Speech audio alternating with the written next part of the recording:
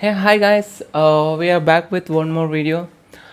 In the last two videos, we were discussed about some basic stuff about the quantum physics, like double slit experiment and the photoelectric effect. A few more stuff we were discussed, and we also said in the next video we are going to be discuss about the wave function, a few properties of the wave function.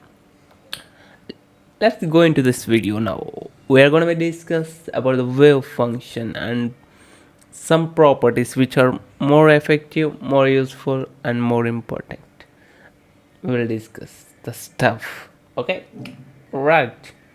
The wave function. Yeah, as a wave function, this is a wave. Okay, we all know this wave has it's like the wave sign or cosine somewhere, and it has some properties like wavelength and frequency are some basic properties that we know. You don't need to tell.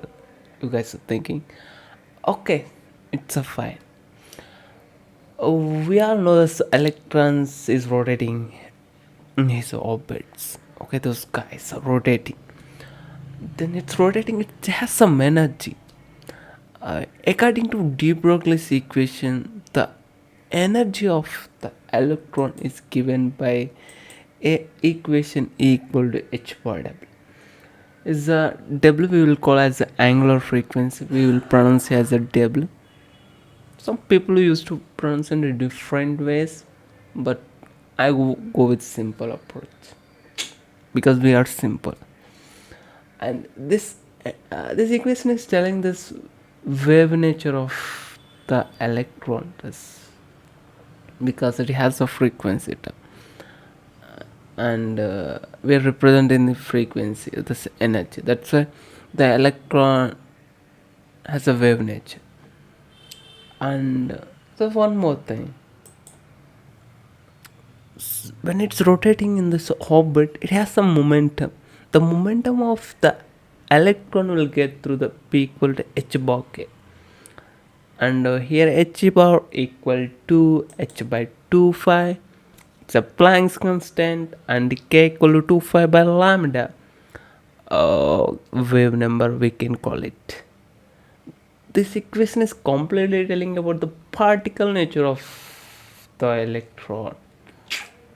These two telling energy and the momentum are quantized. You might be thinking, what is a quantized? This is the quantized. It has both energy and the momentum. These two are quantized. And yeah, these two are also justifying the double slit experiment. In the double slit experiment, we saw the we got into the results of particle has both wave nature and particle nature. With these two equations also we came into this conclusion. Okay, now yeah, we is going to discuss now properties of this wave function. This is some. Okay, where is it? Okay, it's coming. We are making like this to create enthusiasm. Yeah, this the state of quantum object is specified by the wave function. Uh, the state, uh, the state of the quantum objects. An object is in quantum state. There's any property of that object we can get through the wave function. It's like momentum, position, anything we can get with this wave function because it has all the properties inside. Oh my god, then it's a very good. And it's a complex number. Why it's a complex? People are become very complex because it is a complex. You might be thinking, why it is a complex? Because it has both the particle nature and wave nature. To define these two, we should have some complexity, That's the reason we are using the complex numbers. Okay. We have a wave function. There's a wave is there. I want to find the where is my particle, where is my electron. then you can definitely use this equation. I will use the drawing also. uh, you can directly use this formula to find the particle. Where is your particle? It just give the position of your particle. And yeah, you might be thinking, if you have the uh, 2 plus 3a and you want to find the particle position, then you just will get 4 plus 9, just 13. Oh my god, we need to take the square. Yeah, I just lost. You might be thinking, why is 13? It should be 0 to 1 probability. Yeah, there's one more property is there. We should normalize. Okay, that's good. So normalize, the value is going to be between 0 to 1. There's one more property. We'll make star. Normalization. And yeah, it should be. I will explain some way. Make it is very easy. Suppose I have this wave function. There's a wave. I can represent psi of x to find the particle at certain point. Okay, there is a prob of finding my particle is there or not. What is the probability of my particle is there? For that, you have the wave function. You just find the modulus or psi square x. Okay, suppose if you want to find the particle, uh, okay, I want a particle. What is the probability of particle in this small distance? I don't want to hear. I want to find a small in between a small distance. What is the probability of that? Just do differentiation. Probability of dx. Will get the probability of your particle in this small space, in the small length also you can call. And one more thing we will get here also. There is a possibility of it should be particle should be anywhere in this. Okay, there's a wave function is there, that means the particle should be there somewhere. Sum of the probabilities is equal to 1. That means particle should exist. For existence, we should satisfy this equation. Oh my god, we got the one more. uh, Sum of probability equal to 1. Here we have this normalization is the 1 and some of the probabilities. So two more equations. And now it should be single value, it should not be multi-value. That's what's represent. You have sorry, I removed this a wave.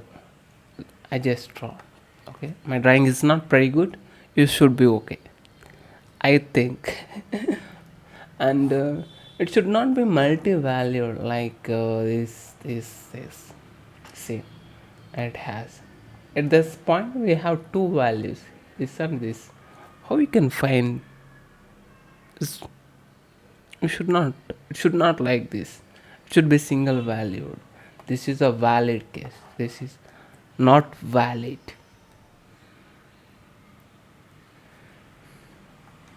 Now, because particle has an interference effect, we show the particle with the wave function. Yeah, particle has a. Let's consider to justify this one. We have the let's consider a small example.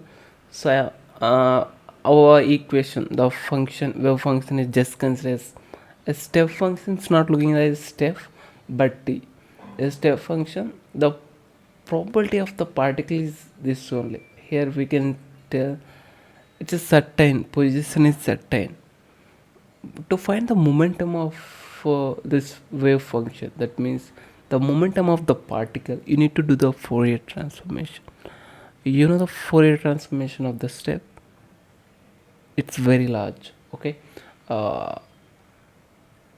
that represent this momentum is uncertain. The position of this is uncertain. And similarly, if you have the wave function, something like this, just looking bit sine wave, uh, but the it's a continuous wave. I stop here, but it's continuous wave. Sorry for that. It should be continuous. And the probability of particle at certain position, see, it's a constant, and it's just anywhere. It's very large, and the I already discussed the momentum. Hmm. Momentum is a Fourier transform. You just find the Fourier transformation of this one. You will get the momentum. Thus Fourier is just a wave, and a wave can be representation with multiple waves. That's called Fourier transformation. I will explain bit in depth when we go into the next slide. I added that one. I thought it's also very important. We are here to explain everything. No worry. Now let's see the superposition something. Uh, let's say we have two waves. Like there's a one wave, something like this. Okay, and so another wave is there. Then the final wave is equal to sum of these two waves. That's only dealing this one. The final wave is something. This we need to add. Okay, my drawing is split is not clear, but yeah, it's telling that only this point. Oh my god. See, I'll took two examples here. I have made two examples to understand very briefly on this. Let's consider this one psi 1 of x is a psi 2 of x. Okay, it has a certain position, this 2, and the psi of x equal to psi 1 of x plus psi 2 of x. See, the possibility of finding a particle, there is some probability here, we have some probability here. There is no exact position here. The particle may be here, the particle may be here also. We are That's a superposition. And also called like the representing with many waves. See, we are this wave is representing with these two waves. That's a superposition. Another way we can discuss. Similarly, this one also we can see the psi 1 of x, psi 2. If we combine this one, this is our final psi of x. The superposition of these two. That means we are this wave we can represent with combination of these two waves by combining these two. That is the superposition. That means that is. Let's take this is the momentum function. We are representing. We know this is certain momentum. Here also certain momentum. Then we'll get with combination of two momentum values. It's a simple to understand this superposition, but not that. Okay, we'll see the next one more.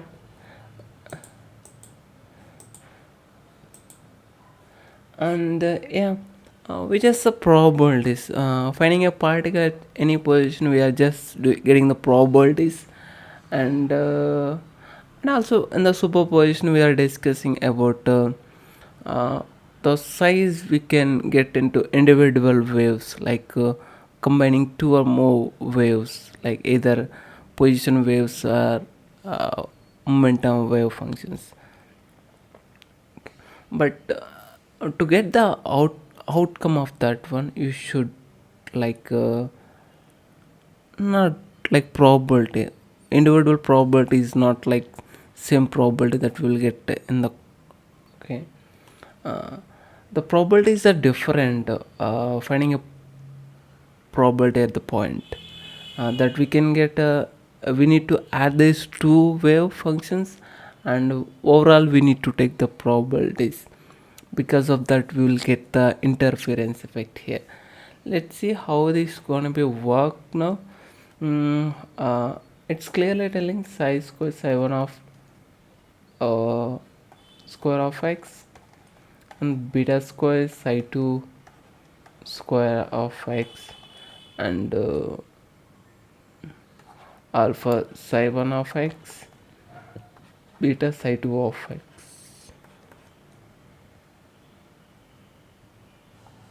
Okay, we got this is the interference effect.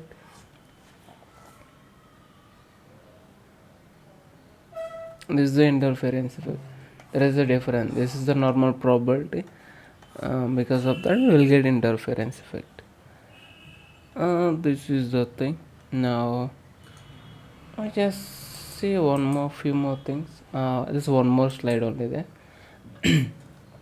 And this thing we already know.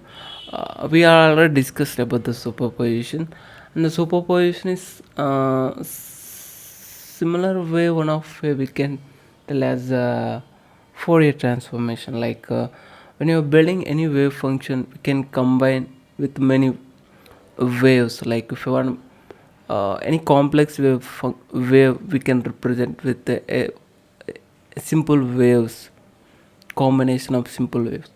It's like a Fourier transformation. It's like converting the frequency to the time domain and time domain to the frequency domain.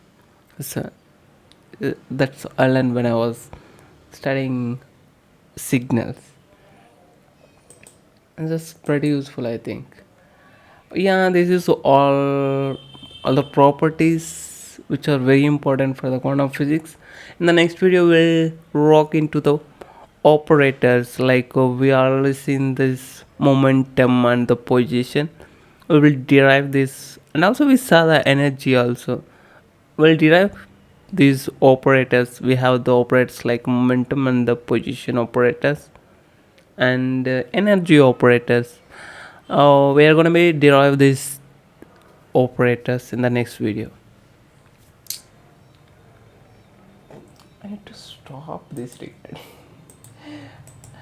I